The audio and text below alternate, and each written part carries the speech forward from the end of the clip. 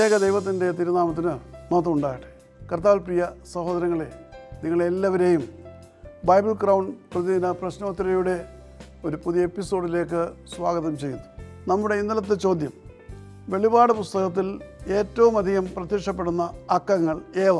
ഉത്തരം 7, 12, 1000.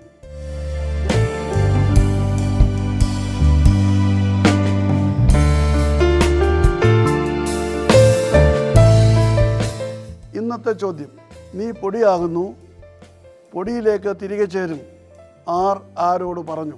ചോദ്യം ഞാൻ ആവർത്തിക്കുന്നു, നീ പൊടിയാകുന്നു, പൊടിയിലേക്ക് തിരികെ ചേരും, ആരോട് പറഞ്ഞു? വേഗം ഉത്തരങ്ങൾ അയക്കുക, സമ്മാനങ്ങൾ നേടുക. ദൈവം നമ്മെ അനുഗ്രഹിക്കട്ടെ.